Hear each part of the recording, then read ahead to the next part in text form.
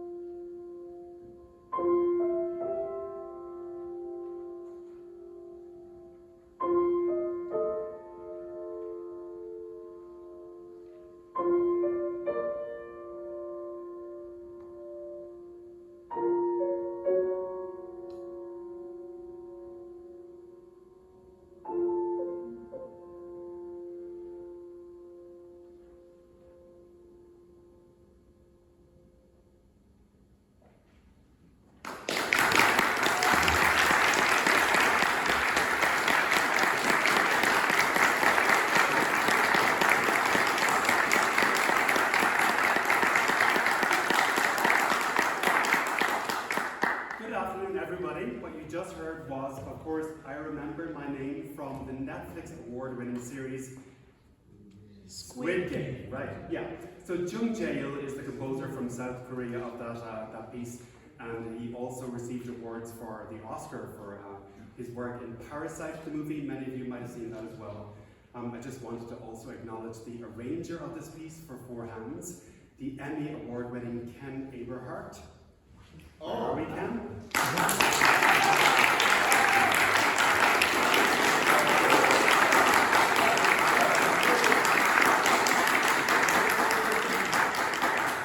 And next we're going to perform for you a few selections from Claude Debussy's Petite Suite. And Claude Debussy, of course, the famed Impressionist composer.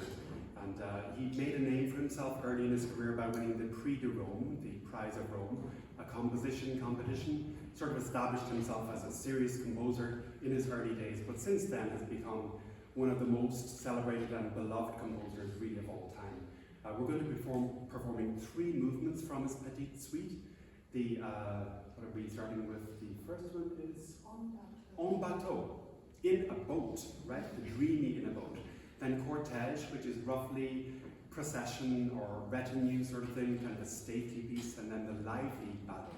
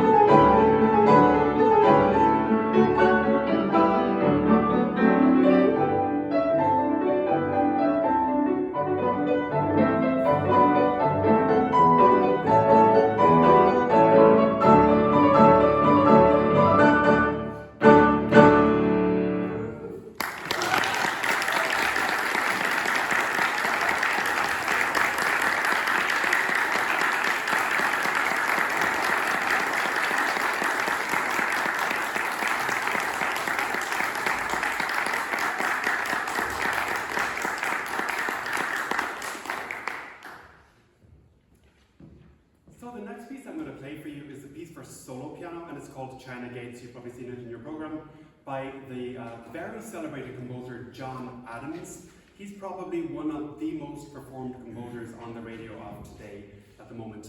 He's won Pulitzers, Grammys, just about everything you can name for his different works. But this piece, China Gates, it's a really special piece for me personally, because it sort of took me on a journey towards discovering minimalism, which is what you're going to hear today. And minimalism, this piece is actually kind of like one of those gateway drugs into minimalism, if I can say that. Once you get a taste of it, you kind of like can't let it go, right? And it's just such a subtle, pretty, mesmerizing, hypnotic, sort of clever little piece that just to listen to on its own, it's a very charming kind of a piece. But also John Adams has said that it's very tightly structured. It's almost a perfect palindrome. So think about the word Bob, right? You have O in the middle and B on the outside, or radar, D in the middle, A's outside that, and R's outside that. The structure of the piece is actually almost a perfect palindrome. With its 33 sections. It's only about 5 minutes long, right? But 33 sections, and those sections are sort of comprised of modes. So we have, what do we have? I think we start with Mixolydian, we move to Aeolian, and we have Locrian and Phrygian. But you're going to hear sort of corresponding major and minor. I thought I'd just show you a little bit of the sound world. So we start with something like this. Moves to this.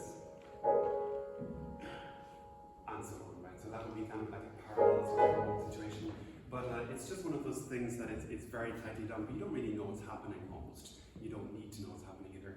My piano teacher at UCLA had a lovely sort of reflection on this when he heard it for the first time. He really didn't know anything about minimalism, so he felt a bit out of his depth, but he said, you know, it sounds a bit like those, or it reminds you of those lights that you see at LAX, the ones that change from one color to another, like that. It sort of just happened before you realized it. You were looking at green, just sort of drifting, and then suddenly you realize, where did the purple come from, right? It's a little bit like that. It's sort of so subtle and so quick and so seamless, and that is actually what Gates refers to in the title. It's not really much to do with China, and not much to do with Gates, except for that. The change from one mode to the next, it's not so much a modulation where you have preparation, and here's a new key, we're in a new key. It's happened already. You're there, right? So those 33 modes just go by sort of in a flash. China Gates by John Adams.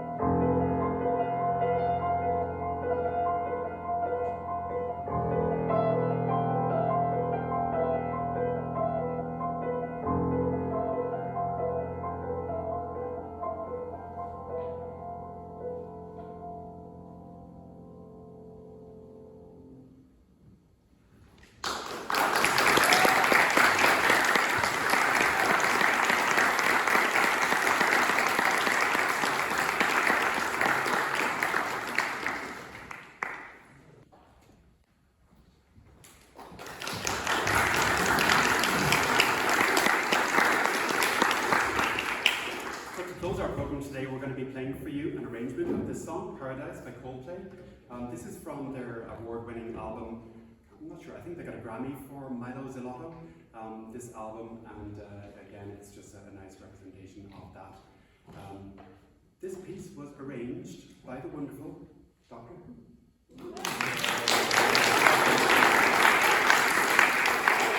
I just wanted to say, in case I don't get a chance to say it afterwards, thank you so much for coming to today's concert, and have a wonderful Thanksgiving.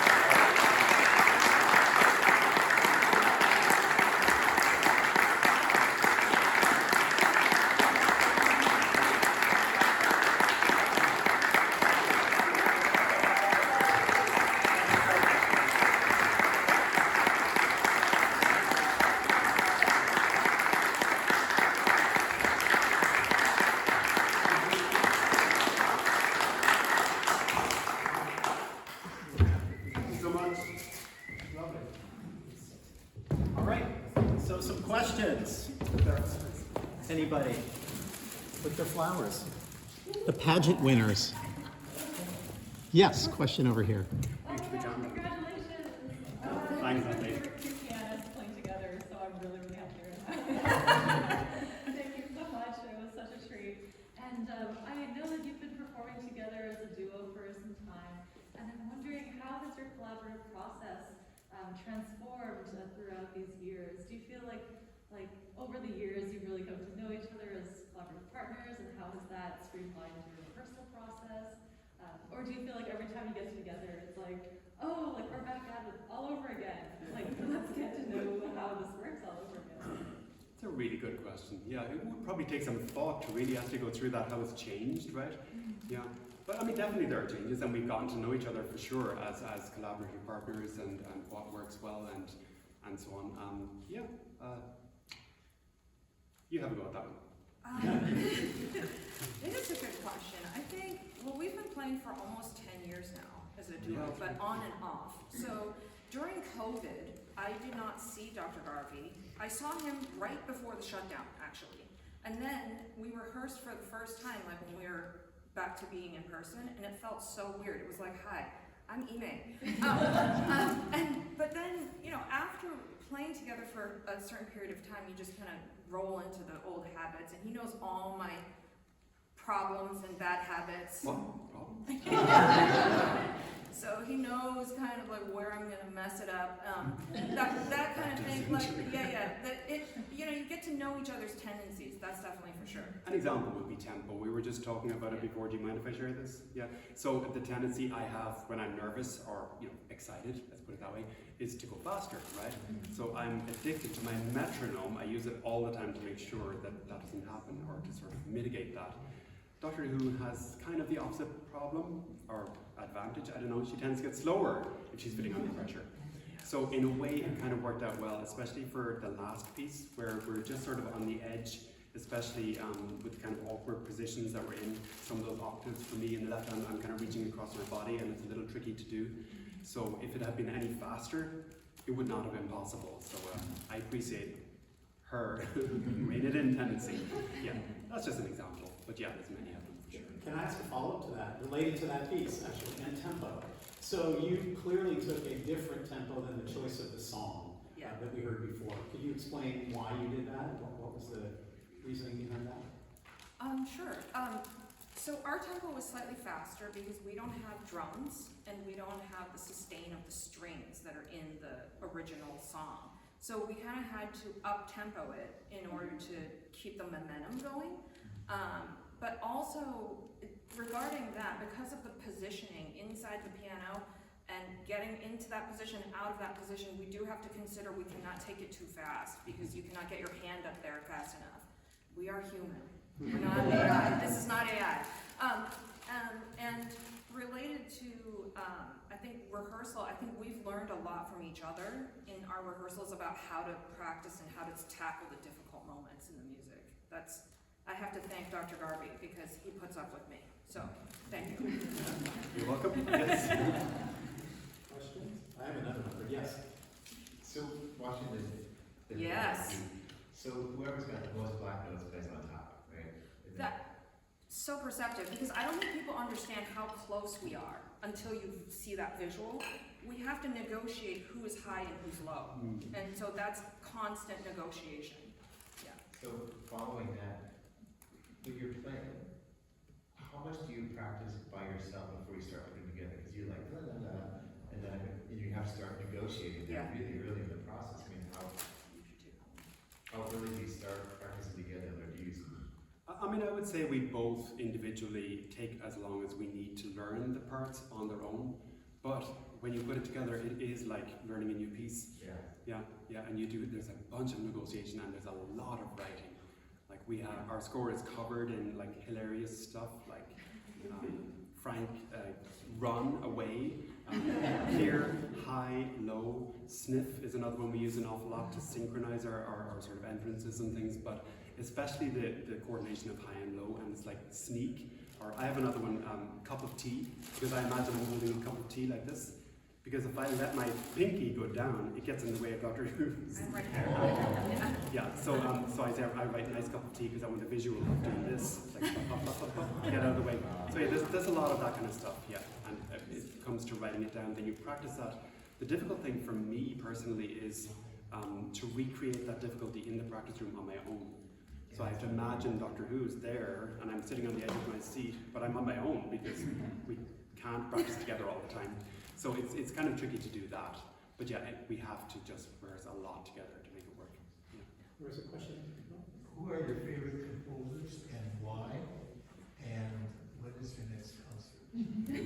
Wow. What was the first question? Oh, who are the favorite? Mine? Well, I don't know. Bach and probably Ravel. Yeah. Why? That's a long, long conversation. Yeah. But maybe we should delve into that privately because yeah, I could talk for hours about why I love Bach and Ravel. Yeah. But yeah, for me basically is do the right well for the piano especially, and Bach does for keyboard. Ravel was just an absolute genius the way he wrote for the piano, completely revolutionary. Yeah, but just such beautiful music. That's the short answer. Yeah. And then what's your next? I don't think I have any, I can't pick a favorite. It's just too hard for me. But I have pieces that I go back to over and over again, that's for sure. Yeah. When are we playing together again? Good question. Oh God, I don't know. Next semester. Right, there it is, folks. At least. Much like the coordinating of your hand movements, I also noticed that there were paddle movements that one person was responsible for, it seemed like. How Good did you go about doing that, practicing that where, you know, so much of that is sort of an intuitive move when you're playing by yourself, but when someone else is playing it and they're pushing down on the key bed in a certain way and the pedal is being pushed in a certain way, how much time is dedicated to that sort of dynamic control? Short answer is enough, but it's surprisingly more than you think. But it's a great question, and yeah, very perceptive of you to do that because it does feel like you're kind of like driving a car and you're just operating the pedals, trusting the other person to turn the wheel. I'm steering. Yeah, it is like that, and it's a very strange feeling at first. Yeah. Okay, so I have a question for, I'm guessing some people in the room have not experienced a four-hand piano concert like this before. Sometimes when you can answer why you made the choice, sometimes there will be two pianos that are set up facing one another, and so each pianist is on their own instrument. Why did you choose to do it this way as opposed to that way? And then what are some of the, if there are cons, what are some of the pros of playing forehand and some of the cons of playing forehand? By the way, I just want to follow up and say that the person on the left is always doing the pedaling. Oh. The person on the right just cannot infringe on that area because normally the left is playing sort of the structural moments, and so that makes sense with the pedal. But that's an excellent question. And so is this one. But go ahead. Yeah. So very often you'll come to a concert with two pianos, and two piano repertoire as opposed to four hands at one piano, which is what we did. Pros and cons, well, these pieces were written for four hands, right? So they're written for two people to be at one piano and arranged for that. So LAVC had that in mind. So I think you kind of want to follow the composer's wishes. Some of the advantages of that is that you've got a close connection right there. The parts are so integrated, you can see literally what the other person is doing. You can hear them breathing, right? And that makes a huge difference. You can move together. That does, I think, create a kind of a unity in the performance. Some of the cons, of course, is that the composer, well, if they're very skillful, they can arrange it properly, but I think playing pieces for two pianos, the composer has complete freedom to write whatever they want on each piano at any time. So you can get huge, big orchestral sound effects probably more easily in that case, because each pianist is capable of covering the entire range of each piano. Okay, well, one more question and then we'll let you go. How do you notate your hand on the strings? Did you just put hand on strings, or what? Damping on the string, yeah. Damp, I thought there was a question in the front right here. Oh, it was the same one, just the same level. Oh, yeah, okay. Yeah. Do you have them keep the strings marked so you know where to go? We have some stickers so we know where to put the hand, otherwise we don't know where to go. And also, I do move my hand in there because I cannot cover it. Look at the size of the hand. Can we compare the difference? We can see it on screen. So, I have to kind of move around because I can't cover all the notes I need, but it's very subtle, so you can't really see that. And those are state secrets, so we didn't put the video on that. Well, the weird thing is, now that I think about it, we have those stickers showing the range that we're supposed to damp, but I don't even think about it anymore. I just know what it feels like on this Steinway D. It's like plonk that hand down, and it works, right? Muscle memory. Yeah, exactly. Yeah. So. In the back. You don't know any like love songs that go for my boyfriend over there? I'm trying to be like, let me take you out, let me play you something. Apple Music is on Or maybe maybe next semester we'll arrange that. Yeah. Yeah, Spotify. Yeah. I've Thanks, got- everybody. I've got one question. Yes. This is really kind of a personal question for Dr. Wu. The English transliteration of your name, it comes up, what I'm wondering is it Yume as a Chinese jade flower? Oh, I'm Is really it- impressed that you know those characters. Not exactly, but that's close. That's very close. Yes. Okay, I couldn't tell because of the Yes. YIH, I think is the way I see it spelled. Yes, it is. I'm used to seeing it YU, and I'm just asking, is it the same name? It's not the same character as YU.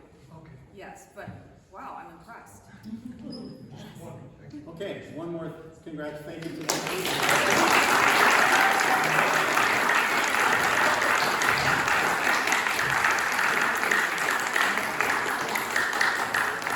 We have one more Wednesday concert next Wednesday. Please come back. And there are a number of ensemble concerts in the department. The choirs will be singing on September 7th, 8th, September 8th, the wind ensemble on the 9th.